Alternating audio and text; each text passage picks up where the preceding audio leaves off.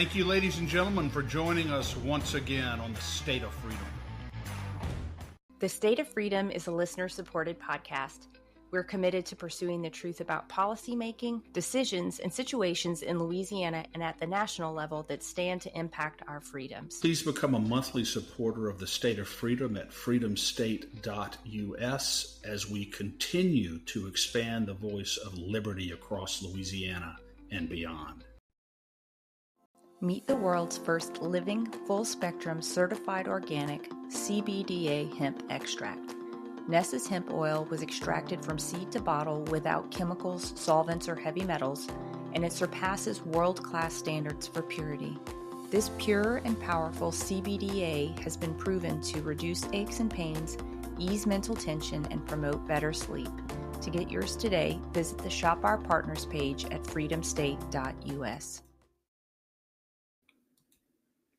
Good morning, everybody. Welcome to the State of Freedom, where we are grounded in faith and the Constitution, where we're committed to giving voice to the truth, living with courage, and taking action. Today is Tuesday, November 4th. It's 10 a.m. Central. I'm Danielle Walker, and I'm joined by my friend and co-host, the Bulldog, the Watchdog-in-Chief of Louisiana Citizen Advocacy Group, Christopher Alexander. Good morning, Danielle. Good morning. We are coming to you live on Voice of the People USA TV and radio network on Rumble, X, YouTube, and Facebook. If you're catching us later, you can listen on our podcast audio-only platforms as well, like Spotify and Apple. And let me bring in our guest. Joining us today on this election day is a friend of ours from Georgia, Holly Kesler. Holly has been at the center of the election integrity fight in Georgia since 2020. She can clean up any mess I make here as well whenever she starts talking. But she has done so much to bring unity and cohesion on this issue among different groups who were all wanting to see clean elections. And now she's leading her own consulting firm, Kesler Consulting. Welcome to the show, Holly.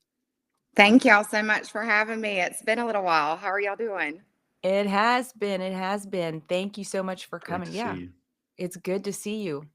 Yeah, It good has to been see too y'all long. too. And so you can see, you can see my sticker. I voted. All Good right. job. Good job. As a I matter thought of it was a fact, Bucky sticker at first, so I'm glad you Buc-ee's. showed us Oh, what it we was. love Buc-ee's. Everybody loves Buc-ee's. I don't know. Bucky can only vote if he's a registered Democrat. Oh, there you go. Yeah. Or buried, Right, exactly. Or dead. Yeah, I know that's horrible to say, but it's true. All right.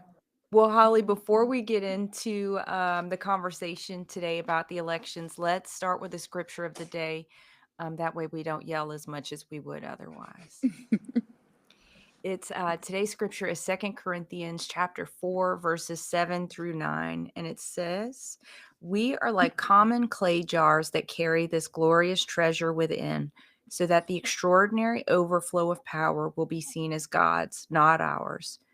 Though we experience every kind of pressure, we're not crushed. At times we don't know what to do, but quitting is not an option."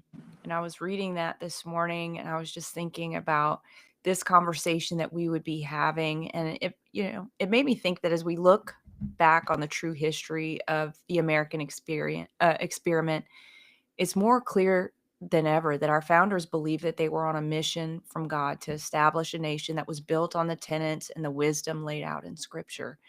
And unfortunately, corruption, deception, and apathy have moved us far, far from where we started, far out of alignment with our founding principles. But we have the opportunity to stand up, speak up, and fight for what's right, for the truth, for justice, and for accountability for all of the wrongs that have happened.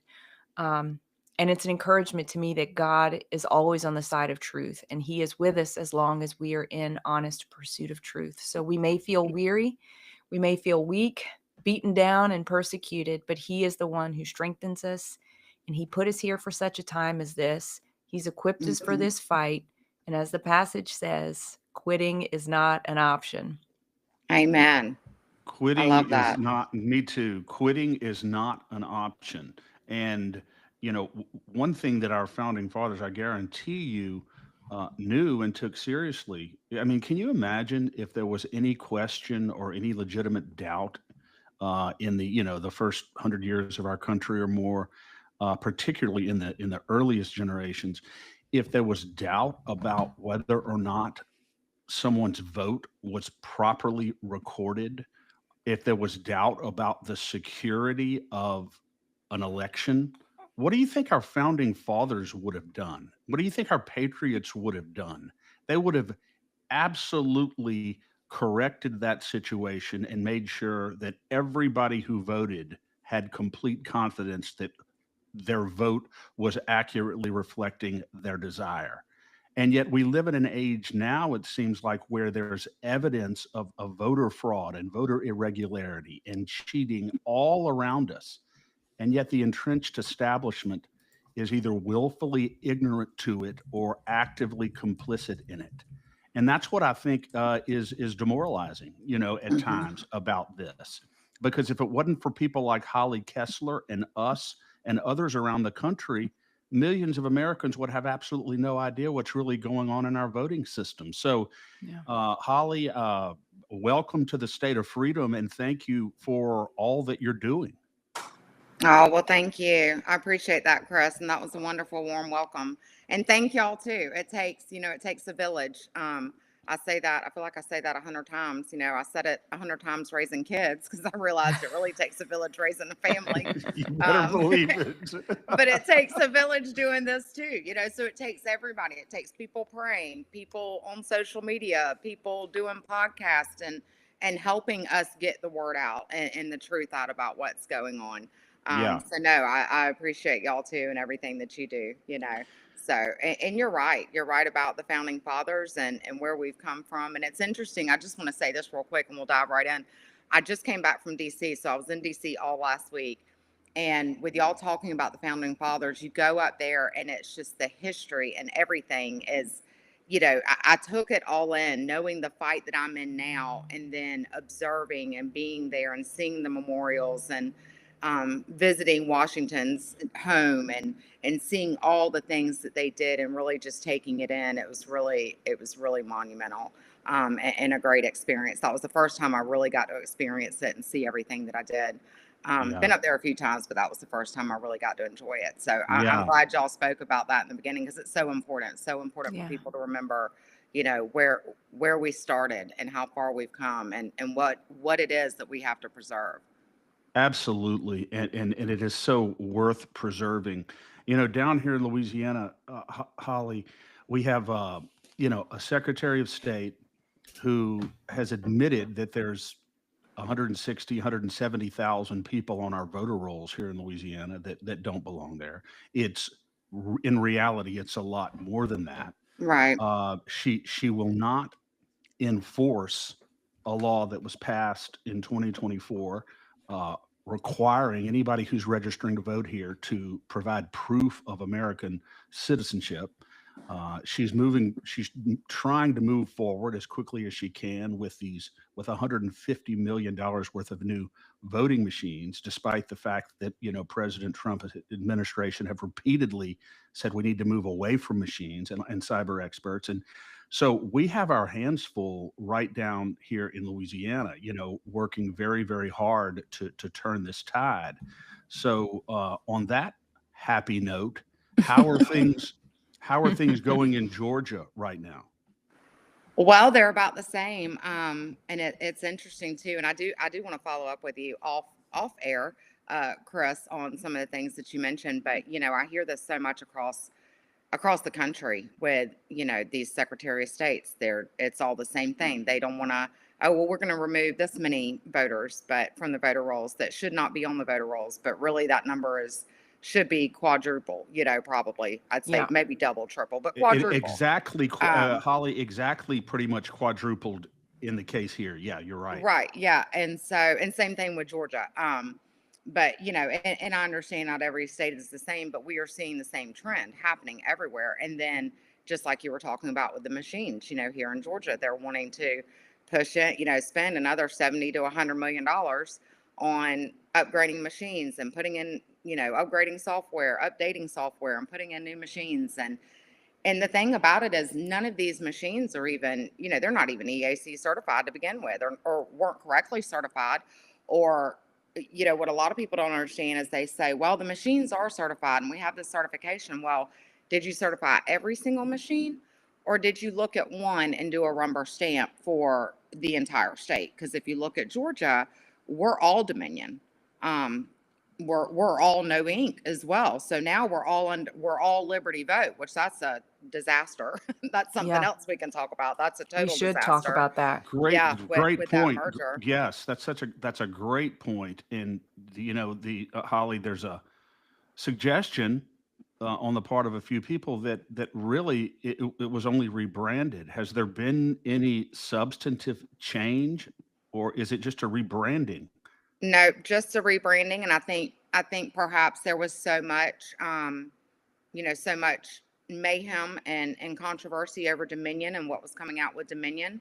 To me, it's just hey, let's make a switch here. Let's cover this up, and we'll make it all look all nice and pretty, and just put a new name on it, and then everything's wonderful again, and everything's not wonderful. So, and we've been told too that the technology is not going to change at all. Everything's going to be the same, and that's a problem. The whole thing really is a problem as far as these machines and the electronics. There's no way to fully safeguard a vote. I mean, period.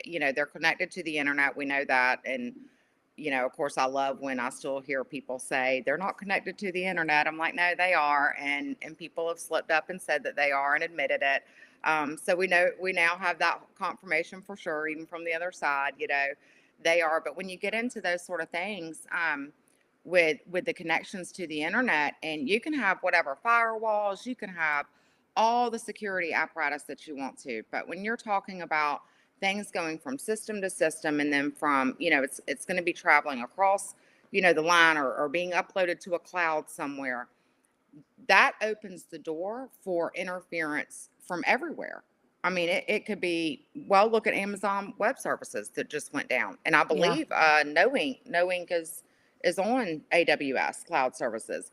And so there's just room for so many different things, as y'all know, when it comes to the elections, so many vulnerabilities, and that's just from the electronic side of things. Then you get into actually on the ground, and chain of custody matters, and people not wanting to officially follow the law. And I do feel like if people would follow the law that are on the books already, then maybe half of our problems would subside a little bit.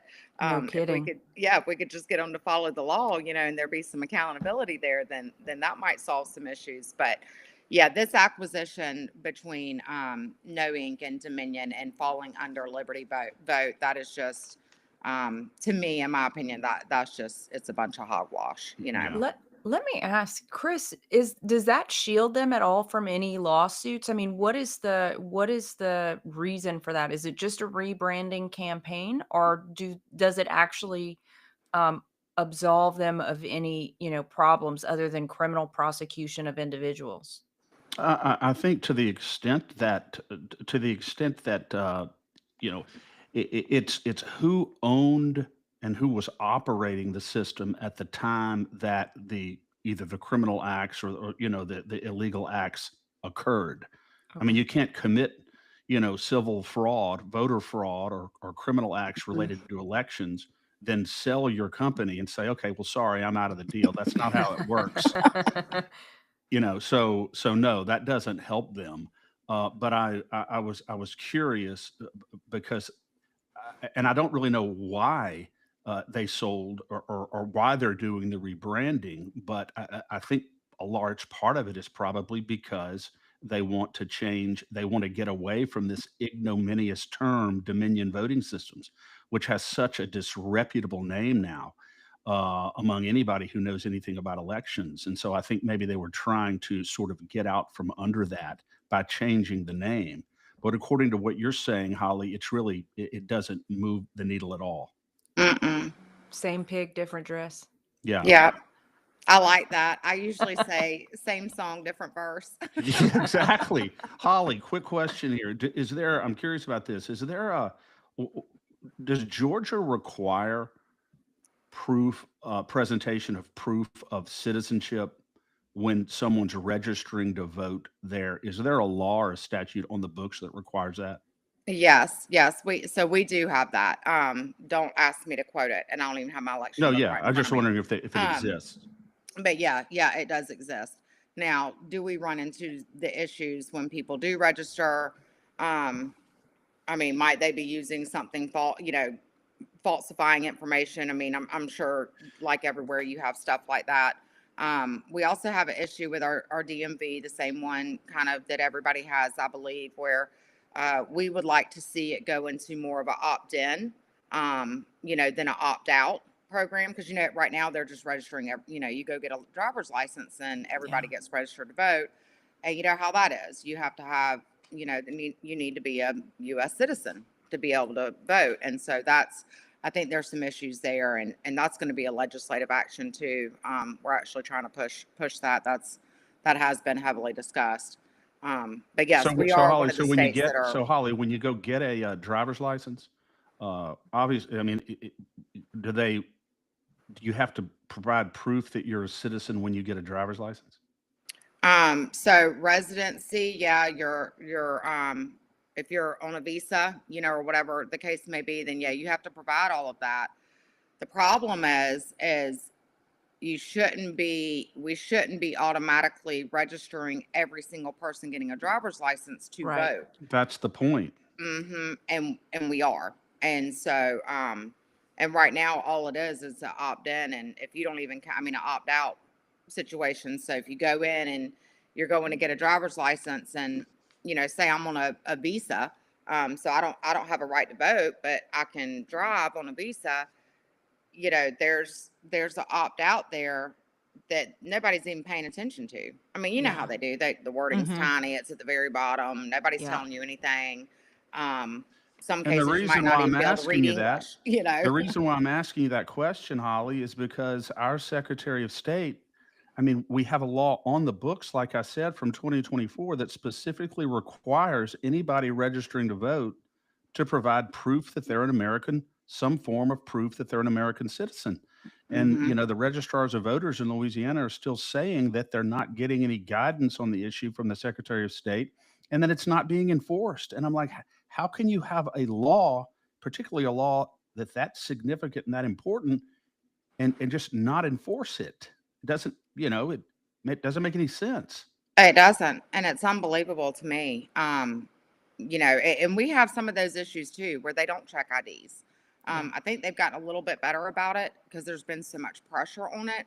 And we have eyes everywhere. That's one thing we've done really, really well in Georgia is we have eyes on everything, and I mean just people everywhere now. Watching, but in some of our rural counties, like I'm in a little bit more of a rural county, although we're growing massively. I know we had talked about some of the AI and warehousing and data centers and things. We're one of those in that area, but that's another topic. But anyways, but we're still small enough too to where, people, it's the older people that are in there, and they're doing their job and doing it well. I'm Yeah. talking about the poll workers. They're Mm-hmm. doing it very well, and they're making sure they're checking their IDs.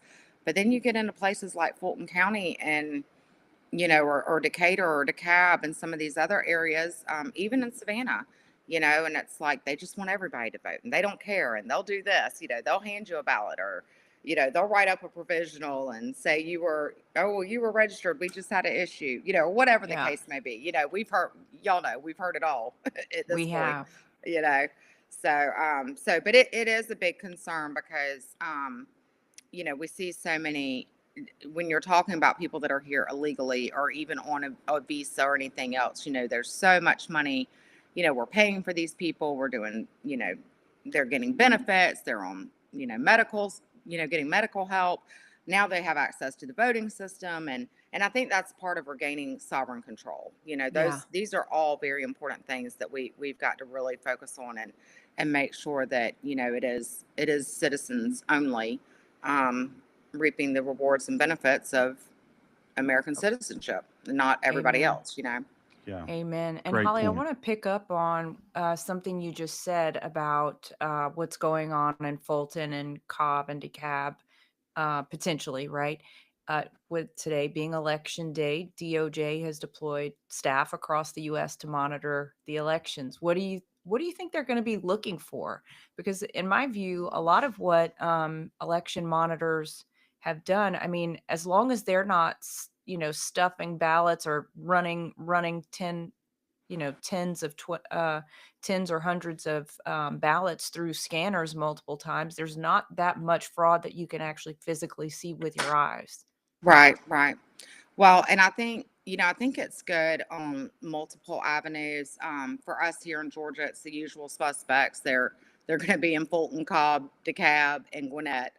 So Atlanta and all metro Atlanta counties, or four of the Gang of Eight. We call them the Gang of Eight up there. So four of those. But yeah, they've deployed to 27 states across the nation, and I think it's like you said.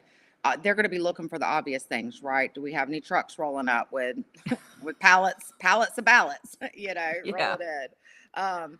But then there's also too, you want to make sure that everybody does have the opportunity to vote, or if there is question about citizenship, or somebody's not checking driver's licenses, or or you might even run into a situation, especially in some of these more bluer areas, in urban areas where there is a lot more diversity. And so sometimes you do see things like Black Lives Matter come out, and in situations like that where there might be voter intimidation, So, and this goes across the aisle on both sides. Yeah. I know a lot of people, people were panicking. We all saw the news stories. Oh, the DOJ is going in, and but the DOJ has been doing that for a long time. It's their civil rights division, and so it's not just this election and this time around. But I think it's a wonderful thing. Polls have shown within the state and nationwide that over 60% of the people in America don't trust the elections right now, or the process. A lot of this is process and procedural things that Yeah. there's issues with, and so I think it's good to have that kind of presence.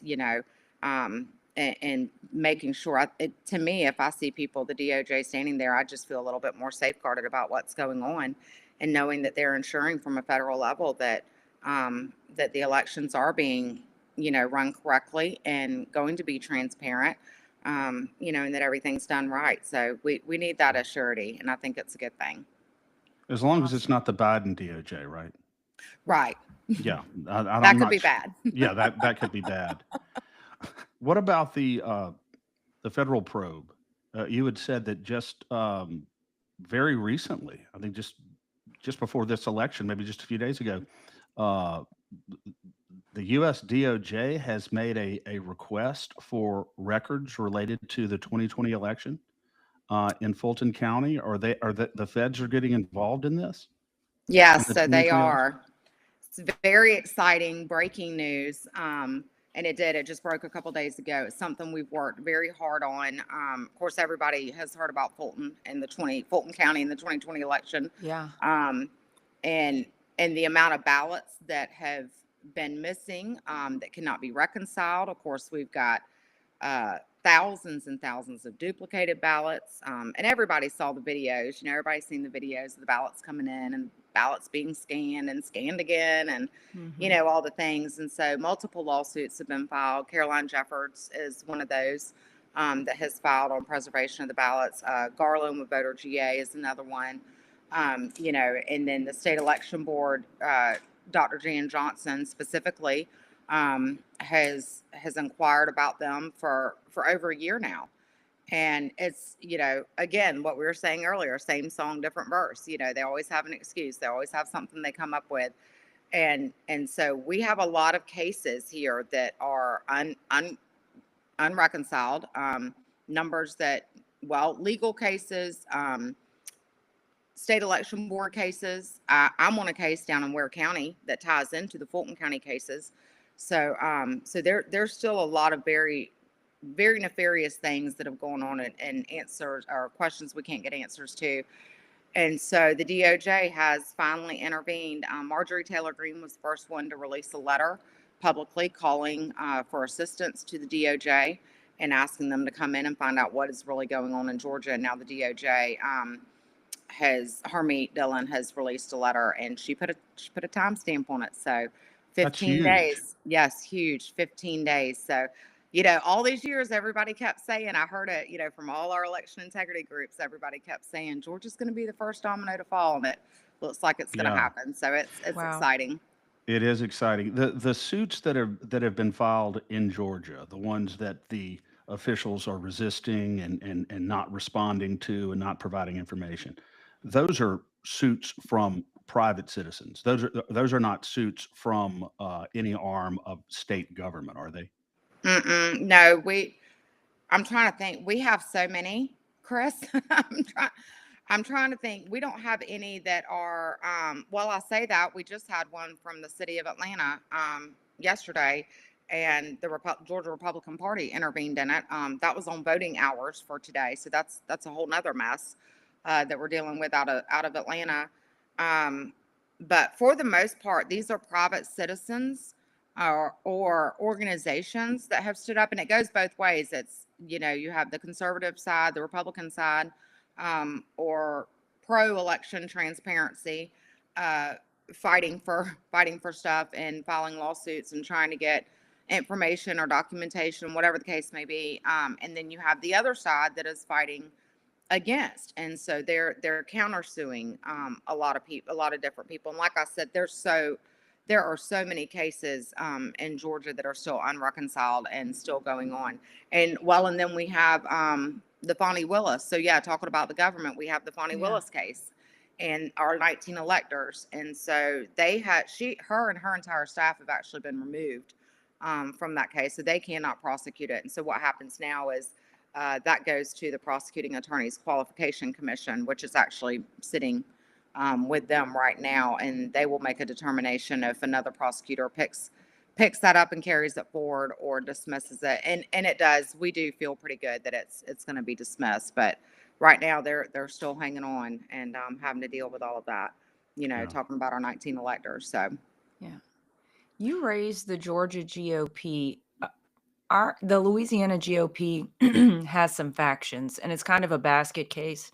There's the election integrity crowd who believes in truth and transparency. There's the establishment crowd who wants to not rock the boat because, they stand to benefit from it in some way. And then there's the crowd who's like, let's just go along to get along. There's nothing to see here. We don't want to upset anyone, or, we can't actually look into any fraud. Is the Georgia GOP similarly fractured? So this is a great question, and I'm really glad you asked me that, because behind the scenes, um, there's a lot of chaos and there's a lot of drama, and we do a good job keeping it behind the scenes, I think, most of the time, you know. Um, but it is, we had, and for the record, let me just say out the gate, I think our Georgia GOP is doing a wonderful job. Are there issues? Of course, there's always issues. There's always things that can be better. There's always room for improvement. But I'm going to tell you what's happened here is we have had some people here really go above and beyond on trying to divide and taking I would say almost an unprofessional approach in the way that they've handled things. Now, were there issues? Talking about the convention, absolutely there were issues with the convention.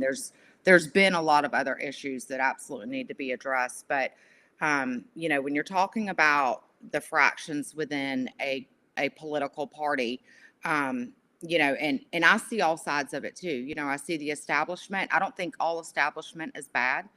I think all establishment has gotten a bad name because of the bad in the establishment. But I don't think that everybody is bad in the establishment. And when we say establishment, what I mean by that is people who have been in office for a long time.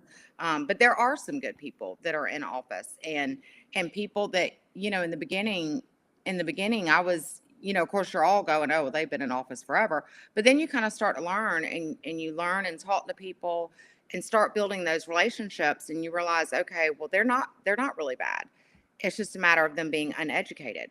And so I think there's been a lot of that over the course of the years, to where, people have not known what we have known diving right into the elections and the machines and all of that. And so there has to be some grace there, with people, and to understand and educate them, and, all that sort of thing. So to get back to your original question, yeah, our GOP and our grassroots, we do have issues between them, and really trying to bridge that gap and get everybody to work together, because when you have so much chaos and so much division, it just kind of fuels the hate and the anger, and I don't like that. I think we're much better when we find our common ground and we work through the issues and come together to really find out what the solutions are, what are the problems, what are the solutions, how can we all work together to make it Yeah. better.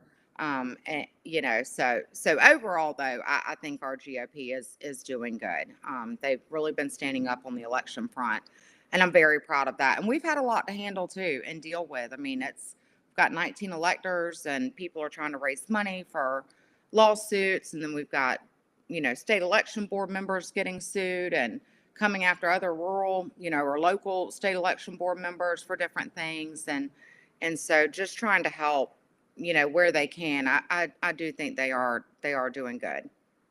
One of the things I've noticed, Holly, about advocacy groups here, certainly not all, but two or three of them, and individuals as well in the grassroots, it's as though they want to create friction. They Hmm. want to impede progress toward the goal, and it's because that's the only way to explain some of the things that they do, and they don't want to work. Uh, in commonality toward a goal that we should all be able to agree on. And I've never understood that. Since getting involved in grassroots advocacy, it's almost as though it is intentional. It's almost as Hmm. though it is an intentional effort to sabotage and undermine reform. And so I'd love to get your thoughts on that, and because you were talking a few minutes ago that it's some of the things you've seen are unprofessional, and I can tell you some of the things that we've seen in the grassroots are not only unprofessional, they're belittling, they're backbiting, they're treacherous, and it's very disconcerting. Are you seeing similar things among the grassroots there? Yep. Yep. Same similar things. And it's not just our two states. I talk to people all over this country, as y'all know, and we're seeing a lot of the same thing. And so that's where I really think people have to, be vigilant on things. And Boone Cutler, a friend of mine, he's gone now, rest in peace, but he and General Michael Flynn wrote that book together about, Yeah. 5G warfare. And I think that is so important. And I've got another friend that I work closely with, and he's like, "We're in 6G warfare." And I'm like, "Well, I don't know if my brain can handle that yet, I know. Can only do so many Yeah, it G's. can only do so much. So, Right. but no, Chris, you're exactly right. It is, and it's concerning because it's like, have we been infiltrated? Because I've seen infiltration here in Georgia. I know firsthand what it looks like, because when I found it, it slapped me in the face. It was like running it into a brick wall. And so, and you don't want to think bad of people. That's the thing, is you always want, I mean, that's how I am. Like, I love everybody, you know what I mean? And so I'm Yeah. always trying to, be positive, that positive role model or positive influence, and bring people together. And I've always been really good at that, in nurturing relationships and kind of bridging the gap. But some of the people and some of the things that we see now is like this. I mean, there is just no reasoning with Yeah. them at all. And I don't think all of them are bad, but I think there are some bad actors that have come in and are doing things on purpose. I mean, You're talking about Holly. You're talking about like psyops, like infiltration, I mean, people yeah, who are. that's what it seems like. It seems like it's a psyop, like people are infiltrating into the party or into the grassroots to cause disruption. And and to me, it is believable, because what happens when we're not divided and we Yeah. are all together? They don't they don't want us all together and moving in the same direction. That's dangerous for them, for the deep state, or whoever, the other side that wants to destroy America. And so I don't think it's that far fetched of an idea that we are actually seeing those things happen. And maybe it's just we all have our fair share of coordinated crazies across the country. Yeah. We see that as well. So, but it, Yeah, it is concerning though. It's because I've concerning been amongst trying the to figure out, grassroots. Holly. I've just been trying to figure out whether or not it's just ego people who see what needs to be done, but they just don't want to work with anybody else because of their egos, and therefore they would rather destroy or harm another group that's trying to achieve the same objective rather than Mhm. see them get any credit for anything. And that exists too, on the one hand, and then on the other, I think there is the possibility there are people who are there specifically, intentionally to undermine the movement. Mhm. I think Satan will use whatever foothold he can get, right? So Yeah. if you have an ego that's going to get in the way of unity, if you have if you if you are the center of the universe and not Jesus, then you can be a pawn of the enemy just as easily as someone who's paid to be a pawn of the enemy. So I think in some ways it feels like an act in futility to try and get to the bottom of whether someone is a paid bad actor or they just have a bad attitude and a wrong view of the world, or I don't know if it's a good use of our time to try and parse through where these people fall, other than to say that if you're not with us, you're against us, I Right. guess. Well, Yeah. and when you have this many people coming in, jumping in the ring, and they do so much work. I mean, I see it all the time, and it is hard to say, and that's why I try to just love everybody and give them grace where they're Yeah, at, because you don't know if it's that's right. somebody that's just got an attitude or ego, or which sometimes I'm nervous that's going to be the downfall of America, if everybody Yeah, doesn't put that aside. But people come from all walks of life and all sort of different avenues, so it is hard to say. But when you do see the consistency, it does make you question and wonder. And those are, like Chris and I were discussing earlier, those are the ones that I just really try to, you just don't entertain a yeah. conversation at all. Yeah. So You so just you have to just shut it down. don't respond to it. Mm-mm. Nope, I have learned you do not respond to the drama and the chaos. Some people, they just want it, it's a fuel to the fire. So that's the best way I have found to handle it, is just don't respond to it. Of course, sometimes you have to get to a point to where, um, I've had people come after me, and I'm pretty good about just letting it go. But actually, my team, my guys, have actually come out really strong in my defense on several things, before. But yeah, I typically just ignore it and move on. It's a distraction too. It's a distraction. It creates negativity, within you or within your groups, or, whatever. And so I don't like all that stuff. I like to really stay focused on the mission at hand. We have a lot of work to do. And so that's what I always try to advise people, is just ignore it, ignore it, move on, and be positive and supportive of everybody everywhere that you can. Yeah, yeah. Now, you have your sticker. You went to vote this morning. What's on the ballot in Georgia today, and what does it mean for the future of the state? So our Public Service Commission races are on. So y'all know that's energy, our Yeah, electric bills, and and they're high. We complain, they're high. Everybody's yeah, electric bills are high, but nationally, on a nationwide average, we are on the lower end. And so it's a big race, and I'm hoping our numbers for the Republican side have been pretty low. But that's typical going into election day, right? For Republicans, we're typically election day voters, and so I'm hoping we're going to pull it out. If not, we're going to end up with like a AOC Green New Deal or something crazy oh wow, like that. you know, super. so yeah. Um, so Is your public service hopefully. commission, Holly, is your public service commission out there generally pretty conservative? Hmm. Yeah, it generally is. I mean, we're generally, that's what's so shocking about not being able to get good things done, is we're a red state, Yeah, through we and can through. relate And to so, that. yeah, Can we? y'all can, Louisiana, I know, shocker, right? Yeah, so it is pretty conservative. But the Democrats are, they got a lot of money and a lot of backing, and they pull out the stops. And so, so we're just, I'm praying that we're going to have a good turnout today. Yeah. Yeah. Speaking of the Democrats, what's Stacey Abrams up to these days? Did she get shut? She got her thing shut down. So they closed the doors. Yeah. Verify after years. And then she's also being investigated, or I'm trying to remember what it was. We've had so much going on the last couple months. I'm trying to remember what it was. Something, she was entangled in a $20 million mess or something like that. I'd have to go back and look. But yeah, Probably she misuse of funds or something miss like you. that. It was something along those lines, and then our organization got shut down, or they closed the doors on it.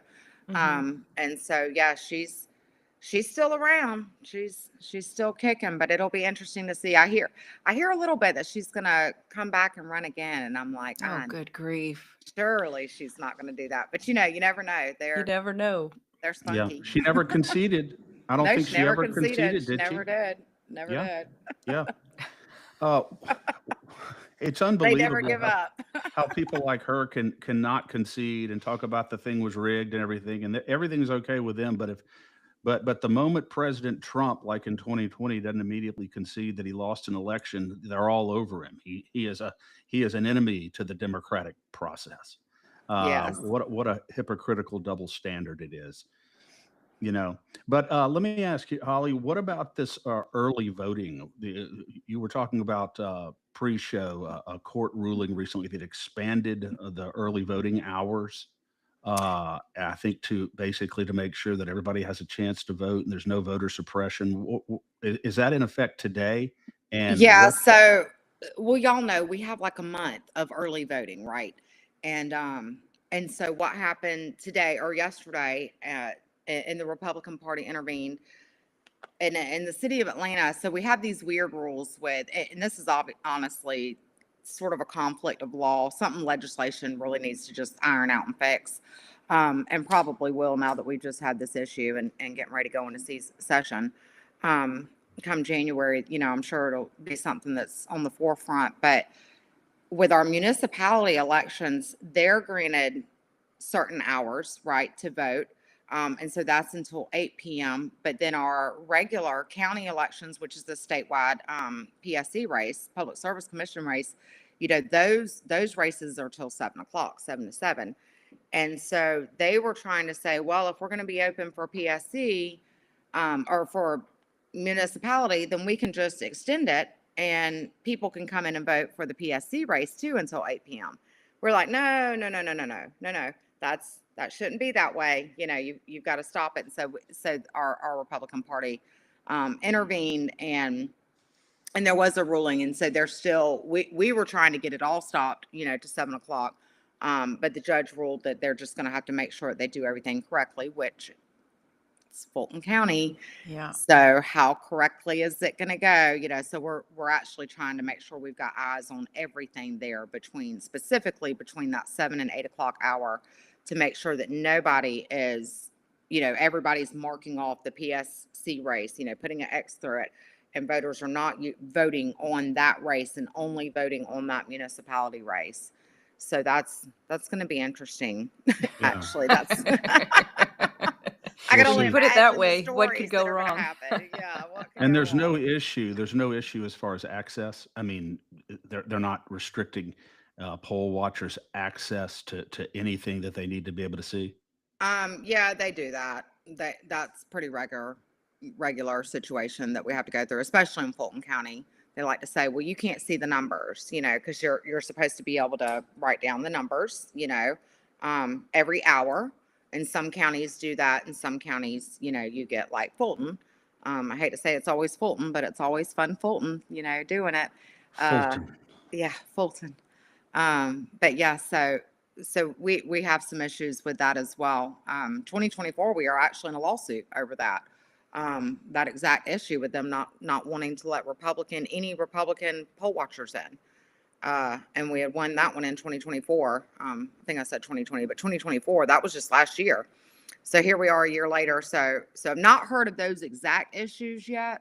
I'm sure something will happen somewhere, but we'll see. We got to keep praying about it. Just keep praying that everybody does the right thing. And, I think that's the biggest thing, is everybody does the right thing for the voters of Georgia. It shouldn't be about one party or the other. Yeah, Honestly, it should be about the overall.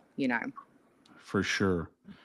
Is there Holly, President Trump has come out, Tulsi Gabbard has come out. It seems like just repeatedly over the past year or so, talking about the dangers of these voting machines. I know y'all are a Dominion state, but their position has been very, very clear on the dangers, the vulnerabilities of these voting computers, and that we need to convert to a secure hand marked serialized paper ballot system. Our Secretary of State, alternates between trying to argue that she is doing what President Trump wants, and then or ignoring it entirely. One of the two things she's doing. She's clearly not following the directives or the recommendations of the Trump administration. How is your Secretary of State responding to the very clear message of the Trump administration on this? So, our Secretary of State is Brad Raffensperger, and he is actually running for governor, and he is a disaster. And over the elections and running for governor, so that's interesting too.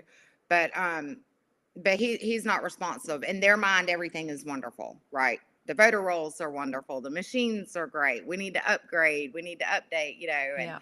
spend more millions of dollars. And, so we have the same situation here. And, Yeah. and I'm just going to be honest with you, Chris. I think the national, NAS, the National Association of Secretary of States, needs to be investigated.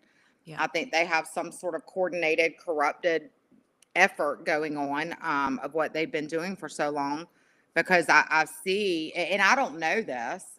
So Naj, y'all don't come suing me. This is my opinion, but when you start to see all these states and what they're doing, and it's all sort of the same thing that they're doing, they're communicating. I mean, it's an organization, right? Mhm. And so they're communicating, and I believe they're following the same narrative of just trying to push back and trying to say, no, we don't need to do this, when in reality, this is what the administration wants. And Donald Trump, he's the president, he's the boss Yeah. up there, and he is doing everything that he can to secure our elections.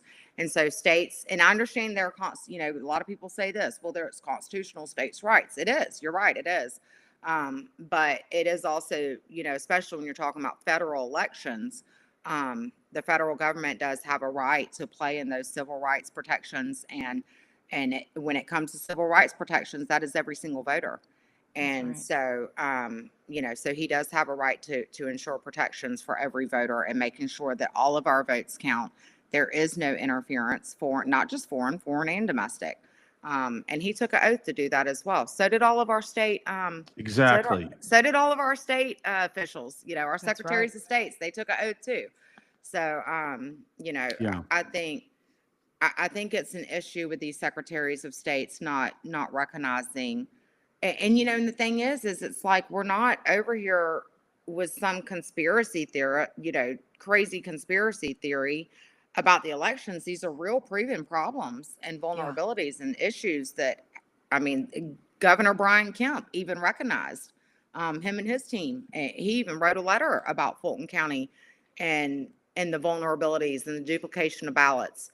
And so this isn't something that people just, think up and talk about. I mean, there's full-blown documentation on all of this stuff. And so for Secretary of State's not to be recognizing the problems and working diligently with the administration to try and fix it, to me right there, that's a red flag. But I will say, our legislature is doing that. They've just held a blue ribbon study committee. It was very, very good. We did I think it was 6 meetings total.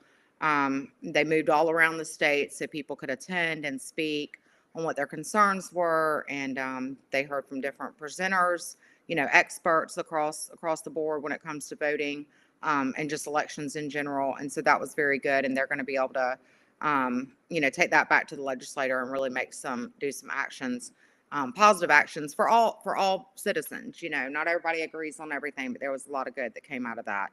Yeah. Um, So so that I am was so proud of that was that. meaningful. So that was a meaningful. It was very meaningful, I thought. But Yeah. we'll see. I might be changing my mind in a few months. Yeah. We'll see.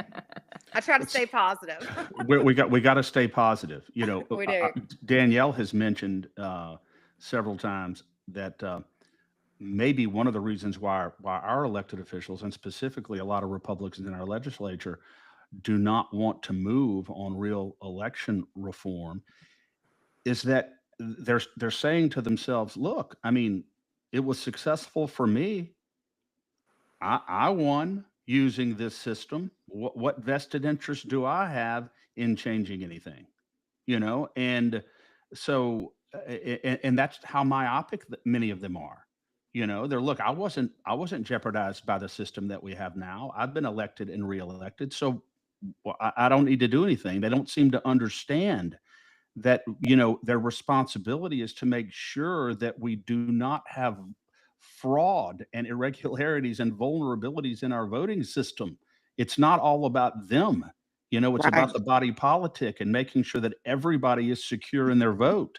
That's Hmm. what it's about, right? Amen. And Amen. I It think sure is. I think it's gotten even in some ways it's gotten even worse since President Trump has won the 2024 election because now they're like, "See, we told you there's nothing to see here." And you're like, "Come on. He just Come won. on." He won by enough to where the fraud did not prevail. Where, I think that's probably what happened. It doesn't mean that there wasn't fraud. But Holly, I read there were between 600 and 700,000 Georgians who either voted absentee already or early voted. Does that is that an indication of anything one way or the other about outcomes in these elections in Georgia? No, but I will say, a lot of those ballots, some of those ballots were from Chatham County and they were duplicates. They got lost. Um, and so, Super. yep. So that happened. As a matter of fact, I made a comical post. I just have to tell y'all this when it was last week. And I think it was last week, maybe the week before. Anyways, I was talking to my friend. She called from Texas and she was like, "Yeah, we just found all these ballots." And I'm like, "Will you check and see if those are the ones from Georgia? Because we just lost a bunch of ballots." And it's Where do they horrible. go? Yeah, it's like, where'd they go? And as horrible as that is, we did the same thing. Y'all just did. I mean, we just busted out laughing because we're like, Yeah. this is ridiculous that we're even, this is a real conversation. But anyway, so Wow. no, there's really no, I mean, a lot of people, I do like to say that, and I do think it is kind of proven with the data and the numbers, conservatives do tend to vote more on election day. But there was a huge push in 2024 to vote early, get your absentee, turn it in on election day, or, go ahead and fill it out, get it back in as quick as you can, make it too big to rig. And so I don't know that I don't know that we're necessarily seeing all of that again. I think people have just really gotten more comfortable. It's the convenience of voting and more comfortable, but I don't know that it's really a sort of a tell all as to, um, which way it's going to swing one way or the other. I know that our numbers were down. Republican numbers were down going into election day. We were down a pretty good bit. So that's a little bit Yeah. nerve wracking, but Yeah. See how it Would shakes out. yeah. yeah. Would you say the top two issues in Georgia are probably the machines and the dirty voter rolls? Yeah, or is it what would another top issue in Georgia be that you think is very important? In the election space, Yeah. okay, yeah. So the machines for sure. The machines are definitely an issue. I would say machines and voter rolls. Um, I mean, we still see we have tons of duplicate voters. And it is so crazy. There's so many grammatical errors as well. And I'm thinking in my head, you go to Amazon and punch some, or you go order off any website, and they have the caste system. Right there, you type in, I don't know, 123 Fanny Street, and it pops up. Atlanta, Georgia, da da da da da. Oh yeah, that's correct. Let's put it there. But the state of Georgia does not have that. And so that right there is a big cause for just human error. Grammatical error. The way that it's inputted is not sequenced across the board. So I think that could solve a lot of those issues. But just the cleanup of the voter rolls too, like we were talking about earlier, that is most definitely a big one. When you have a wide open data center like that, like your voter rolls, and then you have access to get a mail-in ballot, and request an absentee ballot. Well, people that want to do nefarious things, can get access to the voter rolls and say, oh, well, you know, Jim Bob is 105 years old, but he's still on the voter roll list. And he's just listed as inactive because he's not voted in, however many election cycles since he's been dead, but he's still sitting there. So let's get his ballot and vote for him. So it Yeah. just opens up the door to so many nefarious activities that are unnecessary. Yeah, So yeah, no between doubt. that and the machines. Yeah. Now, back you mentioned at the top of the show that you were in DC last week. I know you had some pretty interesting meetings. Do you have any insight into whether we can expect some further action coming out of Washington on elections specifically? Yes, I think there's going to be a lot in the news. We're getting ready to roll into 2026. That's going to be a really big midterm Yeah. for the entire country. And then after that, it's another presidential election. And we absolutely cannot, everybody says it was stolen. I say it was hijacked. They Yeah. hijacked it because they did. And so the administration knows that. They know that that things have got to be rectified. And again, not going. Nobody is trying to go back and say that Trump should be president. Should be actually listed as. I mean, we all know he won. We all know what was going on. Yeah. But we're not necessarily trying to do that. But there's got to be accountability, and things have got to be rectified, because if not, then it will happen again, and it will be in a much worse situation if that does ever happen again. And so, and it's all about too regaining sovereign control of our country, our states, and our country with this. So yeah, the man upstairs, boss, boss man in DC, he wants it done, and so yeah, I think there's going to be a lot of really good, positive things coming down from the federal government, and helping our states. Yeah. Good. Yeah. Any sense I on timing? Sorry, yeah. Chris. Yeah, no, that's a great point. A great question. Um, I think it's going to be sooner than later. Okay. So I'll take that. try not to say too Yeah, I hope so too. And we have to remember, that President Trump has people right around him who who undermine him, hmm and who want to impede his efforts as well. I mean, that's unfortunate, but it's just a fact. He's got quislings in his ranks, just like we have quislings in our ranks on in advocacy organizations in our state and yours. I mean, everybody who's trying to do good things has people around them who would stab them in the back if they Yeah. could. And I think it's just extraordinary what President Trump is trying to do and has succeeded in doing despite that. I just think it's I agree. absolutely extraordinary. And I think the fact that there is a letter from Harmeet Dillon, probing into Fulton County election of 2020, I don't think that I don't think that this is something that they're toying around with. I Mm-mm. think that they're deadly serious about getting to the bottom of this, and I agree with you that that is a cause for real hope. It really is, and we're very. I tell people all the time, and especially going on podcasts, I make sure to say it. We are so blessed here in Georgia.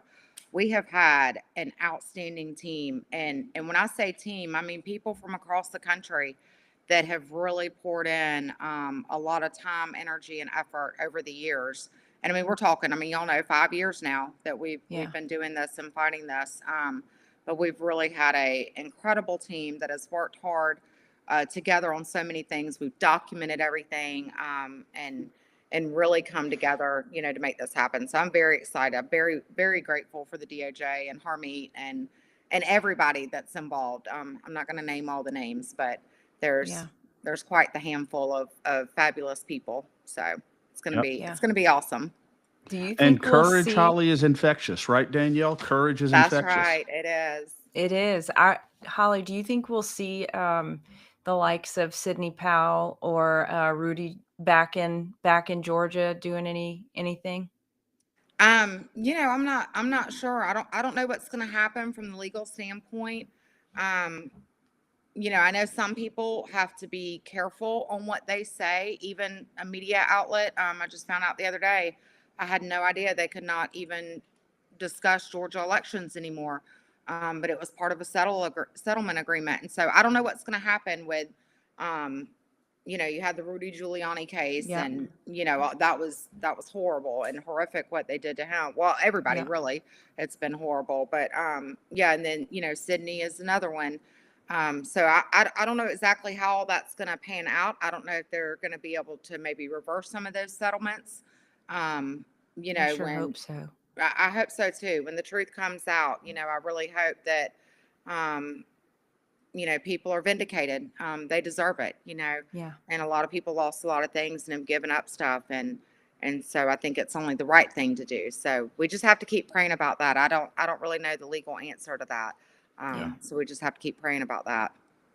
Well, one thing we know, as Danielle said at the start of the show, there is no such thing as quit. That's There is right. no such thing as quit, and we will continue forward. And remember, we do everything that we can in the moment, and God will handle the results. And we have to have, and if we didn't believe that, and if we couldn't work where we are right now, and if we were constantly looking at all the obstacles in front of us, I think we'd go crazy. Yes. Yeah. So we 100%. can't go crazy. That wouldn't do anybody any good, right? No. No time for that. We already have enough crazies in the world. We don't need There you we don't need any go. more crazies. We got to stay sane. Well, Holly, God bless you. Thank you for joining us today on the State of Freedom. Keep up the good work, and we'll be following you. Awesome, wonderful. Well, thank y'all, and I love you both, Chris and Danielle. I'll see you soon. All right. We love you, Holly. We'll talk to you soon. Bye-bye. Okay, bye. Chris, she's such an encouragement. I don't know how you stay in this fight for so long with such a good attitude, continually bringing people together, reminding them of why we're in this, right? I mean, that's what you see her do. She's like, okay, we may have all this drama on the sidelines, but what are we here for? And I think that's a great reminder for all of us. There's so much drama. There's so many attempts at distractions and undermining. But what are we here for? What are we fighting for? To me, she was a great encouragement on that front. Yeah, I agree 100%. Danielle, it can be very difficult to keep your eye on the ultimate goal, which is to accomplish something that is greater than all of us, Yeah. which is the preservation of liberty and freedom in one form or another, government of, by, and for the people. But there are so many distractions, both within and without That's right. the ranks and the That's movement. right. One thing about Democrats, or at least Democrats who are on the opposite side of a lot of these issues than we are, is that you always know where they stand. You at least always know what their position is on things and who the adversary is. But within our own party, very often it could be difficult to know who's your friend and who's your enemy, who's fighting with you and who's fighting against you, and which really makes it even more difficult to Yeah. to achieve the objectives. Yeah. And I hope it's just as difficult on the left and they just put on a better face than us. I don't know. But one thing I loved that Holly brought up is that the National Association of Secretaries of State, need to be investigated. And I absolutely agree with that. I 100% agree with that because, there is some kind of collusion going on there, in my opinion. And what I observe, Chris, is something that I know that we've discussed, which is, look, the Louisiana Secretary of State put forward this legislation to inhibit free speech through exit polling, and only allowing quote unquote bona fide media outlets to conduct exit polls in Louisiana. And then shortly after that, we see the arrest of Colonel Reynolds for exit polling. And so I think I think that the patterns have to be acknowledged. When we see one Secretary of State do something to silence speech, and then we see it happen somewhere else, we can't assume that it's just a coincidence. Exactly. And it's not just a coincidence. And what the two scenarios that you described have in common, Danielle, is that they are both an effort on the part of the entrenched establishment to suppress the ability of citizens to uh, seek redress Yeah. about things that are wrong with our system. They're trying to retard that process, and it's just it's out absolutely outrageous what happened, to Colonel Reynolds. And there's Yeah. no doubt that that was the political establishment, the Republican establishment in Arkansas doing that to him. it was Yeah. it was the Republican establishment in Louisiana, prohibiting now Louisiana citizens from being able to conduct lawful exit polls.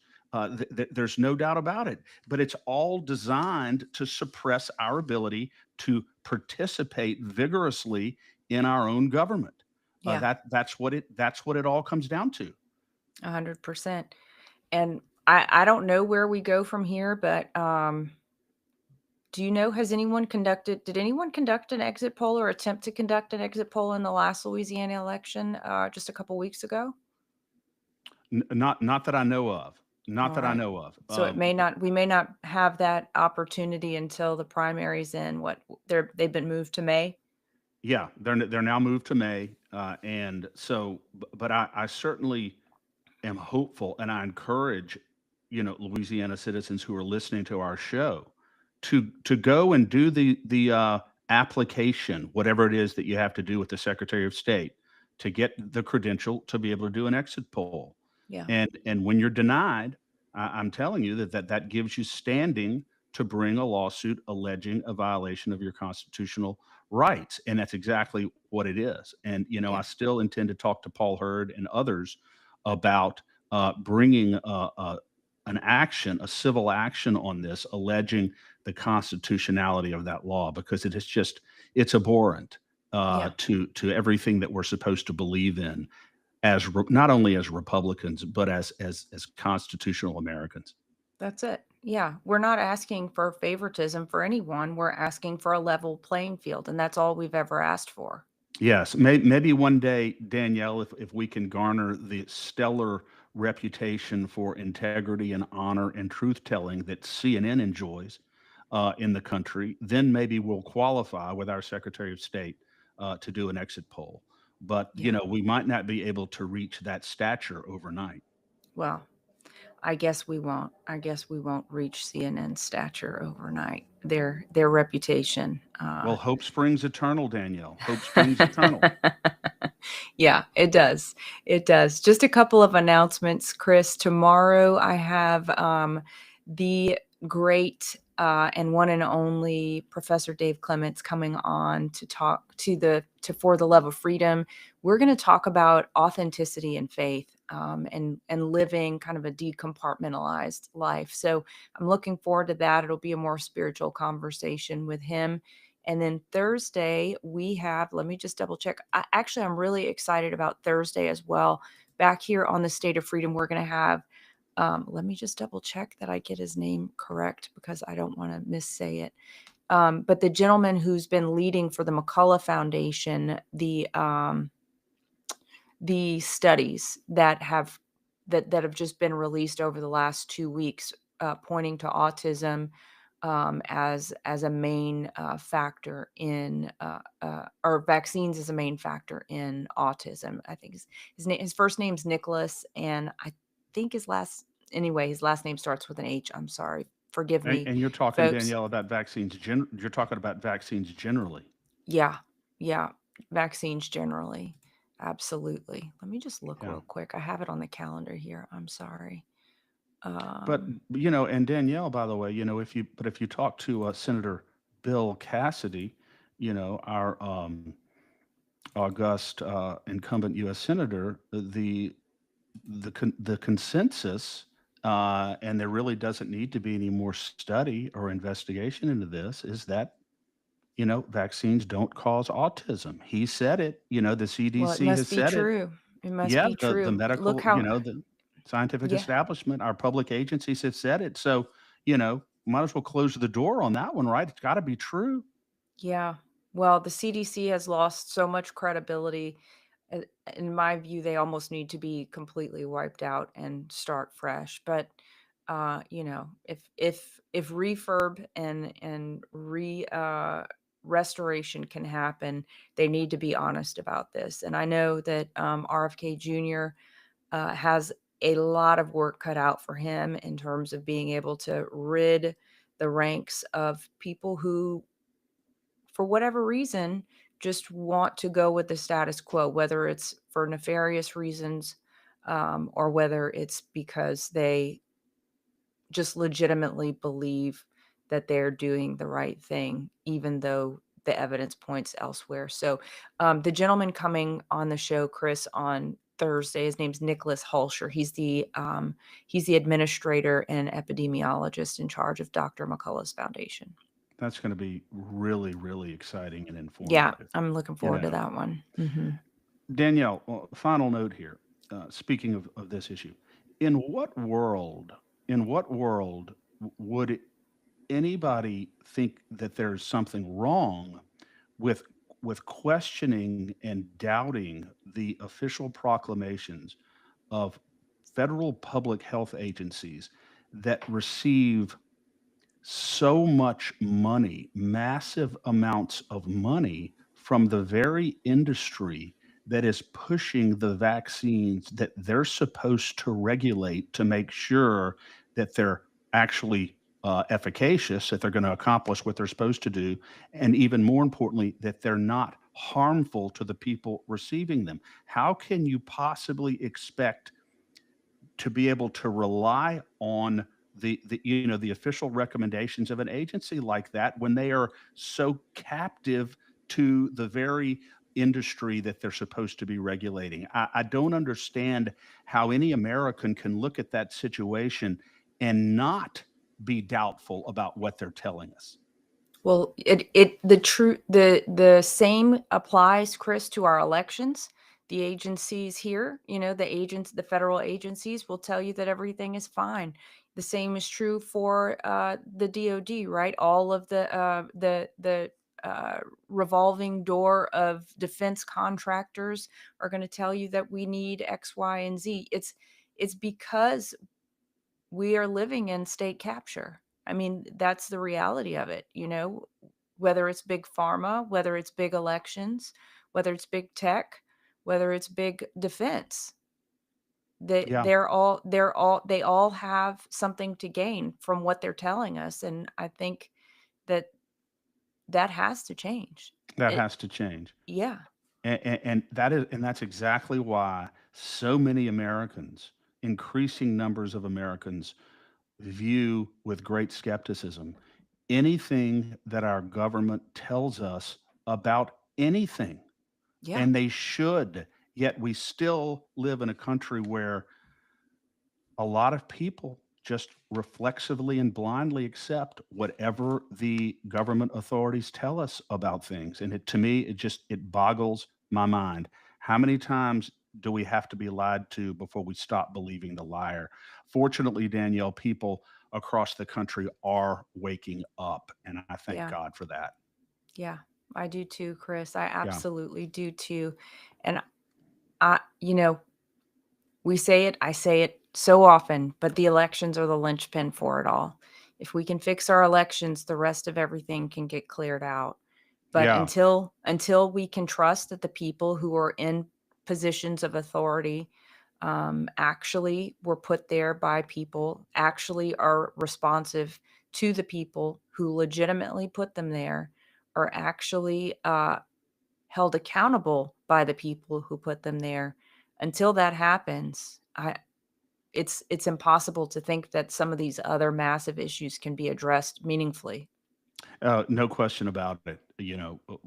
We have to, the only way to hold them accountable ultimately is to know that our votes reflect our intent and a majority of what the voters want.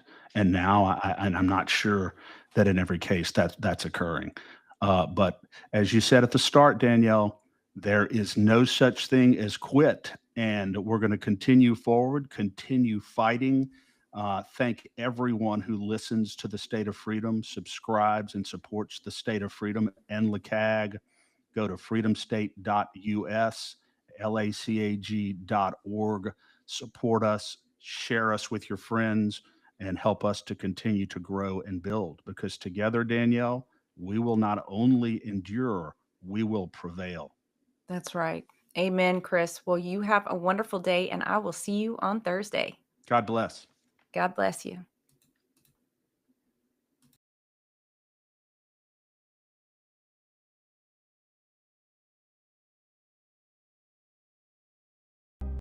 Hey, Danielle Walker here. I'd love for you to check out my online boutique, Lux Lion. My mission for Lux Lion is to showcase innovative African designers and sustainable, mission-driven brands. To do that, I bring you stunningly beautiful handcrafted jewelry and accessories from some of my absolute favorite places on earth. Small batch wholesale for storefronts is also available. Join me in celebrating African artistry and shop now at luxlion.us. Use promo code FREEDOM for an additional 10% off your purchase. The secret to losing weight 2 times faster has gone viral. See the transformations hundreds of thousands of men, women, and teens are experiencing around the world with the Slender Eyes drops.